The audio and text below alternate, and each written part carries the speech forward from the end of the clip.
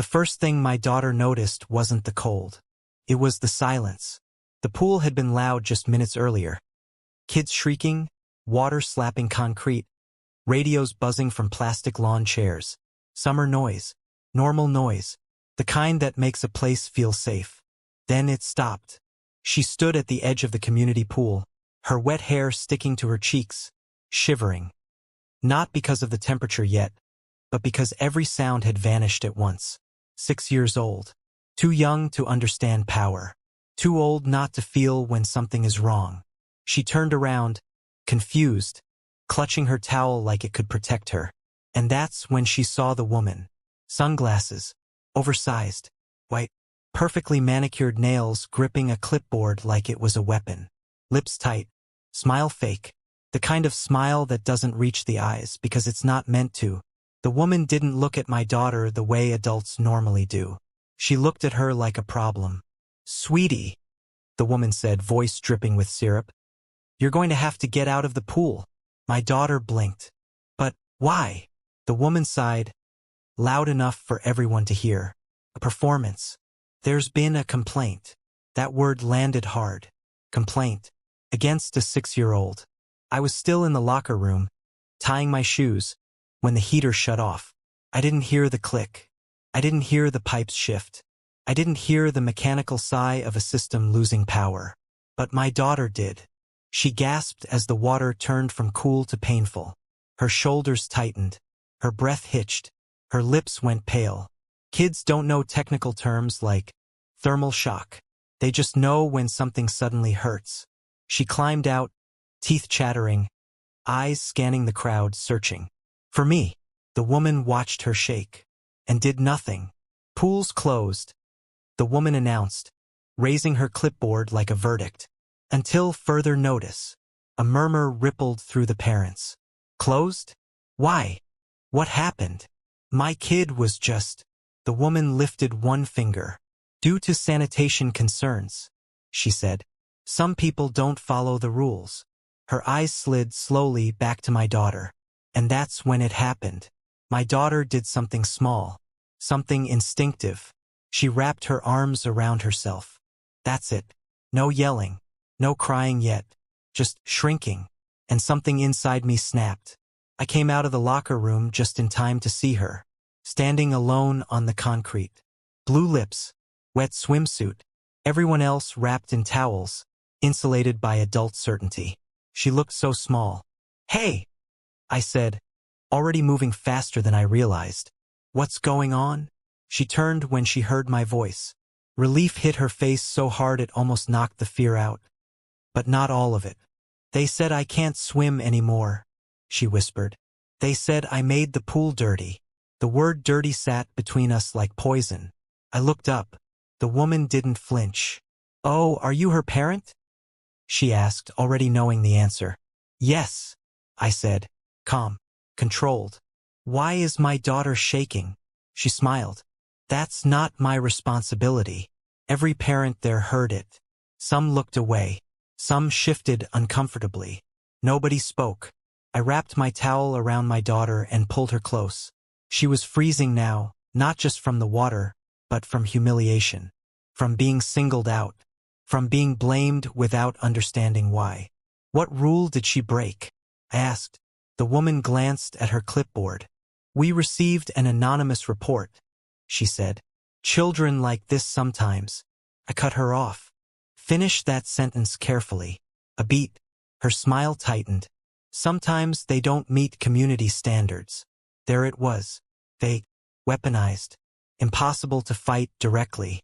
"Turn the heater back on," I said. She laughed. Actually laughed. "Oh no. That system has been shut down." "By who?" "By me." The confidence wasn't accidental. It was practiced. "I'm the HOA pool coordinator," she continued. "And until I say otherwise, this pool stays closed." My daughter squeezed my shirt. "Daddy, can we go home?" I felt her trembling. "Yes," I said softly. Then I looked back at the woman. "We'll go. For now." Her eyebrow lifted. Victorious. "That would be best." As we walked away, I heard her whisper to another parent. Some people just don't belong. That night, my daughter didn't want a bath. I don't want to be dirty, she said, voice cracking. I sat on the edge of the tub and held her hand until the water went cold. Later, after she fell asleep, I stood alone in the kitchen, staring at my phone. Unread messages, missed calls, work stuff. The irony burned.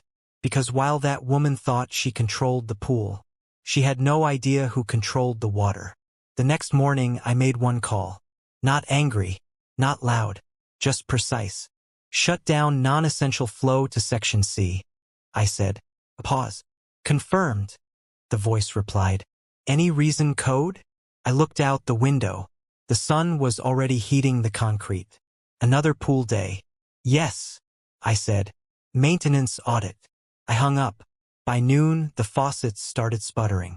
By 1 p.m., sprinklers died. By 2 p.m., the pool gates were still locked, but now for a very different reason. And somewhere in that neighborhood, a woman with a clipboard was about to learn what real authority feels like. By the time the first parent noticed something was wrong, Karen was already sweating. Not from the heat, from uncertainty. Started small. A mom near the shallow end twisted the spigot at the rinse station. Nothing came out. She shook it, frowned, tried again. Must be a clog, she muttered. 10 minutes later, a dad tried to fill a water bottle at the fountain near the gate. The fountain coughed once, then died. By 12:47 p.m., whispers had started moving faster than the kids. No water. My shower's barely working. Our sprinklers didn't turn on. Karen stood by the pool entrance, clipboard tucked under her arm, phone in her hand, pretending not to notice the shift in energy. But she noticed. She noticed the way parents kept glancing at her. The way her authority suddenly felt thinner. She dialed the HOA maintenance number. Straight to voicemail. Her jaw tightened. Inside the pool house, a teenage lifeguard leaned out of the office. Ma'am? He said. The system's not refilling. Karen snapped her head around. What? The pool level dropped overnight. Normally it auto-balances, but it's not. A few parents heard that. The whispers got louder. That's a health violation. They can't keep it closed and not maintain it. Is this even legal? Karen straightened her posture like someone tightening armor. Everyone relax, she announced, voice sharp. This is temporary. A dad crossed his arms. Temporary since yesterday? She ignored him. At that exact moment, my phone buzzed. Ops update. Section C pressure reduced to 40%. Non-essential flagged. Pool classified recreational. I stared at the message for a long second. Then I typed back one word. Proceed. Back at the pool, Karen's phone finally rang. She answered on the second ring. Yes, this is Karen, pool coordinator. We're having an issue with... Her expression changed mid-sentence. Not anger. Confusion. What do you mean scheduled? She snapped. No one informed me. She listened. Her lips parted slightly. But this affects the pool. Pause. No, I don't authorize that. Longer pause. Her face went pale. I need this escalated, she said. Now. She hung up and turned to the parents. Minor infrastructure adjustment, she said quickly. Nothing to be alarmed about. Someone laughed. Not kindly. A mother near the benches shook her head. You froze out a 6-year-old yesterday over sanitation. And now the pool can't even refill? Karen's eyes flashed. That child violated. Stop. Another parent cut in. Just stop. Silence. That was new. No one ever stopped Karen. She opened her mouth again. That's when she saw me, standing just outside the gate. Not loud, not rushing, just there. My daughter wasn't with me. That mattered. Karen's eyes narrowed. Recognition sparked. You, she said. I nodded once. She walked toward the gate, heels clicking hard against concrete. Each step loud enough to announce dominance she was no longer sure she had. You're not authorized to be here, she said. I'm a resident, I replied calmly. Same as you, she scoffed. After yesterday, I'd think you'd avoid causing more disruption. A few parents turned toward us. They were watching now. I didn't cause anything, I said. I asked why my child was humiliated. Karen leaned closer. Your child was removed for the comfort of others. I didn't raise my voice. And now those same others don't have water. A beat. Her pupils dilated just a fraction. What are you implying? She asked. I'm implying, I said evenly, that actions tend to echo. She laughed again. But this time it was forced. Brittle. You think you have leverage here? She said. This is an HOA matter. Is it? I asked. She opened her mouth to respond, and a dad near the fence interrupted. Hey, he said. My wife just texted. Our toilet won't refill. Another voice chimed in. Same. Another. Kitchen taps dead. Karen spun around. That's impossible. Phones came out. Screens lit up. Real-time proof. Panic doesn't announce itself loudly at first. It seeps. Karen's phone rang again. She stepped away, whispering harshly. What do you mean, restricted? Pause. No, I didn't receive any notice. Pause. Her voice dropped. Who signed off on this? Long pause. She went very still. When she hung up, the clipboard slipped from her hand and hit the concrete with a hollow crack. No one moved to pick it up. Okay, she said too fast. Everyone listen. No one did. This is clearly an external issue, she continued. I'm handling it. A mom folded her arms. You handled the pool yesterday too. Murmurs of agreement. Karen's voice sharpened.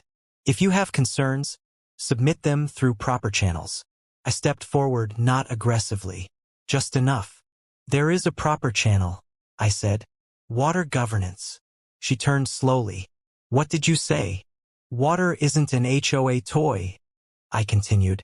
It's regulated, controlled, allocated. She laughed, louder this time. Oh please, you don't control. She stopped, because for the first time doubt landed. Who are you? She asked. I didn't answer right away. I looked around. Parents, kids, lifeguard. Phones still buzzing with incoming messages from spouses and neighbors. Then I said it. I'm the reason your calls are being transferred instead of answered. Her face drained of color. That's not funny, she said. I'm not joking. She stared at me, searching for a crack. A bluff. Anything. You think because you're upset about your kid, you can sabotage. I didn't sabotage anything, I said. I followed protocol. A dad blinked. Protocol for what? For reviewing discretionary access, I said. Karen's breathing sped up. You don't have that authority, she snapped. I finally met her eyes. I own the company that manages it. The pool area went dead silent. Not a gasp. Not a whisper. Silence, the kind that means people are recalibrating reality. Karen laughed once. Short. Unconvincing. No, you don't. I pulled out my phone and showed her the screen.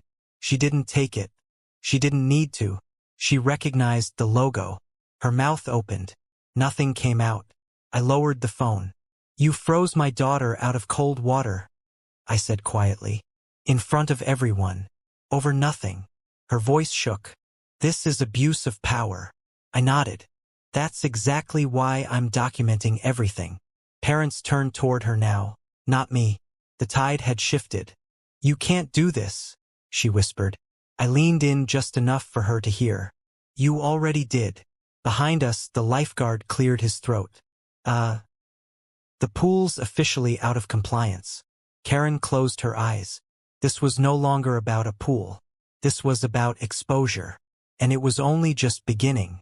The emergency HOA meeting was scheduled in a rush. Too fast for preparation. Too slow for damage control. By 6:12 p.m., the clubhouse was standing room only. Folding chairs scraped across tile. Parents leaned against walls. Kids sat on the floor, confused, bored, sensing the tension without understanding it. Karen stood at the front of the room.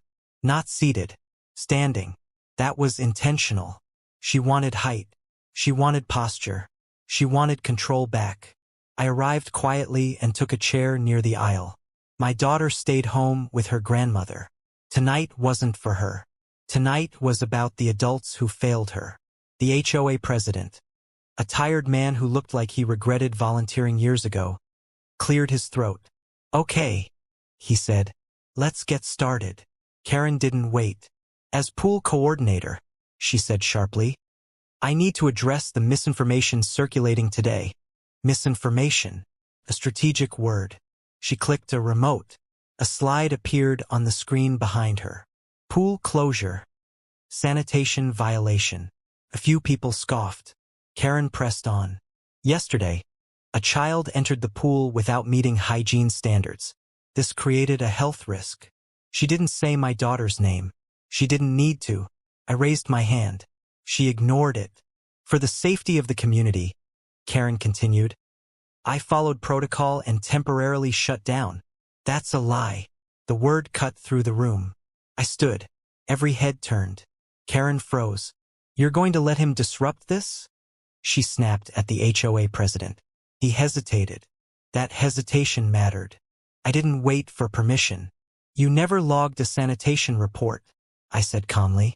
Because there wasn't one. Karen laughed nervously. You don't have access to those records. I pulled out my phone. I do now, I said. You submitted 0 incident forms yesterday. Murmurs spread. Karen's voice rose. This is harassment. No, I said. This is documentation. She pivoted fast. Even if paperwork lagged, I acted in good faith. I looked at the screen behind her. You turned off the pool heater, I said. That's not a sanitation response. That's punishment. Silence again. A mother near the back spoke up. My son was in that pool. He didn't see anything wrong. Another voice. Mine too. Karen's hands tightened around the remote. This isn't a democracy, she snapped. It's governed by rules. I nodded. Then let's talk about them. I walked to the front. Not aggressive. Measured. I want to read something, I said. Directly from the Municipal Water Compliance Handbook. Karen shook her head. This is irrelevant. It's not. I read slowly. Any intentional disruption of recreational water systems as retaliation or control constitutes abuse of authority and is subject to review. The room shifted. Karen scoffed. You're twisting language. I kept going. Especially when directed toward minors. Someone gasped. Karen's voice cracked. You're making this about emotions. No, I said. You did. I turned to the room. My daughter is 6. She followed every posted rule. She was singled out, blamed, and physically chilled to the point of shaking. Karen slammed the remote down. She made others uncomfortable. I didn't flinch. Why? I asked. Karen opened her mouth. Nothing came out, because saying it would reveal the truth. The HOA president rubbed his temples. Karen, did you receive an actual complaint? She hesitated. Too long. That's not relevant, she snapped. A dad stood up. Yes, it is. Another followed. We deserve to know. Karen's voice rose into a shrill pitch. I don't have to justify myself to the people you serve? I asked quietly. That landed. Hard. Karen turned red. You think owning a water company makes you untouchable? No, I said. It makes me accountable. I clicked my phone. A document appeared on the screen. Here's the maintenance audit, I continued. Triggered after my daughter was frozen out. Not before. She lunged for the remote. The HOA president stood. Karen, sit down. She didn't. I will not be undermined by a disgruntled parent, she shouted. That's when something unexpected happened. A small voice spoke up. I was there. The room turned. A little girl, maybe 8, stood beside her mother. She didn't do anything, the girl said. She was just swimming. Karen stared at her. You don't understand, Karen said sharply. The girl flinched. I felt my jaw tighten. Another kid raised his hand. She was nice to me. Another. She shared her float. The room filled with soft, scattered testimony. Not rehearsed. Not emotional. Just true. Karen looked around, panic setting in. "You're all overreacting," she said. "This is absurd." I spoke again. "You're right," I said. "It is absurd." I faced the room. "We trusted one person with power over a shared space," I said. "And when challenged," she doubled down instead of checking herself. Karen snapped. "You're poisoning them." "No," I said. "You did that yesterday."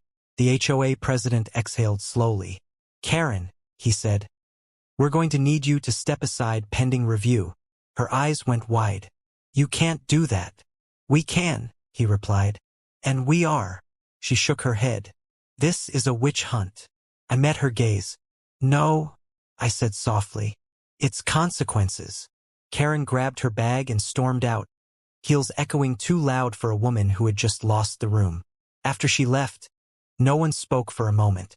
Then the HOA president looked at me. "What happens now?" he asked. I didn't smile. "Now," I said, "we fix what was broken." I paused. "And we make sure it never happens again." Outside, the sun had set. Inside, something else had finally come into the light. Karen didn't disappear after the meeting. People like her never do. They retreat, regroup, and return wearing a different mask. 3 days later, I received the letter. Not an email. Not a call. A letter. Cream-colored envelope. Legal font. Heavy paper meant to intimidate before it even gets opened. Notice of formal complaint. Abuse of infrastructural authority. I read it once. Then again. Then I laughed. Not because it was funny, but because it was predictable. Karen was accusing me of what she had done. Weaponized bureaucracy. False moral high ground. Victim cosplay. I folded the letter neatly and placed it on the counter. Then I went to pick up my daughter from school. She ran toward me like nothing in the world had changed. Backpack bouncing. Hair messy. That pure, dangerous trust kids still have in adults. "Daddy," she said, climbing into the car. "Are we in trouble?" The question hit harder than any legal threat. "No," I said immediately. "Why would you think that?" She looked down at her hands. "The lady from the pool was mad," she said. "And mad people don't stop being mad." I pulled over. Right there on the side of the road. I turned to her fully. "Listen to me," I said gently. "You did nothing wrong. Not even a little." She searched my face. "Promise." "I promise." She nodded, but I could tell something had shifted. When adults misuse power, kids learn something dangerous. That silence feels safer than truth. That night, my legal team called. "Karen filed a formal grievance," my attorney said. "She's alleging retaliatory misuse of water control." "Good," I said. There was a pause. "You want this to escalate?" "Yes," I replied. "I want sunlight." By morning, the investigation had begun. Not internal. Not friendly. State level. Auditors don't show up angry. They show up quiet. Clipboards. Tablets. Neutral faces. They don't care about feelings. They care about timelines. Karen, unfortunately, had created one. Every decision she made was logged. Every override timestamped. Every heater shutdown traceable. She had assumed no one would look. She was wrong. At the same time, something else happened. Parents started talking. Not in meetings. Not on official channels. In driveways. Group chats. Late-night messages. Stories surfaced. "She did this to my nephew. She threatened fines if we invited guests. She locked the gate because she didn't like the noise." Pattern emerged. And patterns scare institutions more than single incidents. Karen called me that afternoon. Private number. I let it ring. Then I answered. "This has gone far enough," she said, skipping hello. "I agree," I replied. "You're ruining my reputation." "You built it," I said calmly. She exhaled sharply. "What do you want?" There it was. Not an apology. Not reflection. A negotiation. "I want accountability," I said. "And safeguards." She laughed bitterly. "For a misunderstanding? For a child?" I corrected. Silence. "You think this ends well for you?" she said quietly. People don't like powerful men playing hero. I lowered my voice. This isn't about heroics. It's about stopping you from doing this again. She snapped. I followed my instincts. That's the problem, I said. You never questioned them. She hung up. 2 days later, the findings came back. Preliminary determination. Authority overreach. Secondary finding, retaliatory conduct. The HOA board received it first. Then the city. Then, inevitably, the parents. Karen's access was revoked pending final review. Her response was public. A long post. Defensive. Emotional. Carefully vague. She framed herself as a volunteer under attack. She never mentioned my daughter. That omission said everything. Meanwhile, my daughter asked a question I wasn't ready for. Daddy, she said one night, why did she not like me? I sat beside her bed longer than usual. Sometimes, I said slowly, people feel powerful when they make others feel small. She frowned. That's not nice. No, I agreed. It's not. Will she do it again? I thought of the systems now in place. The eyes watching. The rules rewritten. No, I said. Not here. She smiled faintly. Can we swim again someday? I swallowed. Yes, I said. And when you do, it'll be warm. The final audit meeting happened a week later. Karen attended. Quieter this time. No clipboard. No authority. Just a chair. The findings were read aloud. Each line stripped another layer away. When it ended, the room stayed silent. The chairperson spoke last. Karen, she said, your role is terminated effective immediately. Karen nodded stiffly. No apology. No acknowledgement. Just exit. Afterward, a parent approached me. You didn't have to go that far, he said softly. I looked at him. Yes, I replied. I did, because if I hadn't, someone else's child would have been next. The pool reopened on a Tuesday. Not a holiday. Not a weekend. Just an ordinary day. That felt right. No banners. No announcement emails with cheerful fonts. Just a small laminated notice taped to the gate. Pool open. Operations resumed. My daughter stood beside me, gripping her towel. Is it okay now? She asked. Yes, I said. It's okay. She didn't move right away. That mattered more than anything else. Trauma doesn't always shout. Sometimes it hesitates. Parents filtered in slowly. Kids splashed. Laughter crept back in. Not all at once, but piece by piece, like sound returning after silence. The water shimmered. Steam curled gently from the surface. Warm. My daughter dipped a toe in. Paused. Then another.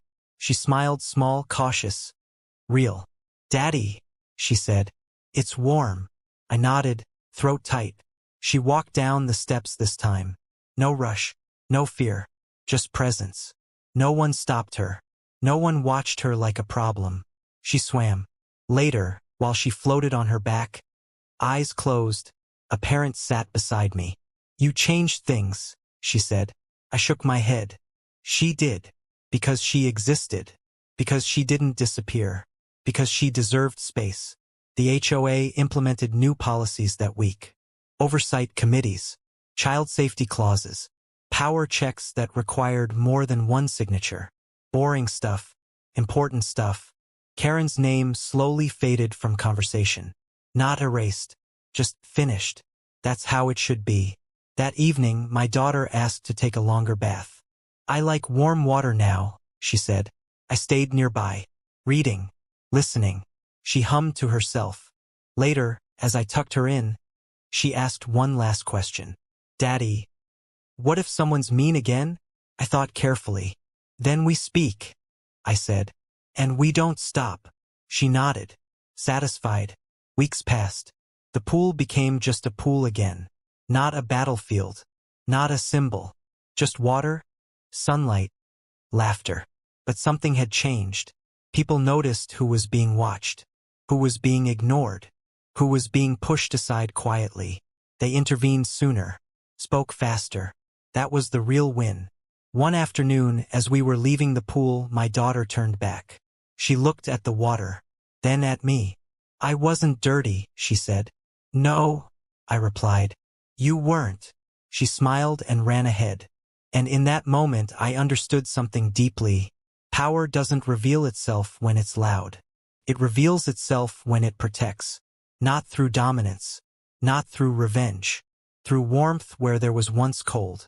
Something changed after that summer. Not loudly. Not officially. But people started watching. At the pool. At meetings. At moments where silence used to win. A dad noticed when a volunteer snapped at a teenager and stepped in. A mom spoke up when a rule felt personal.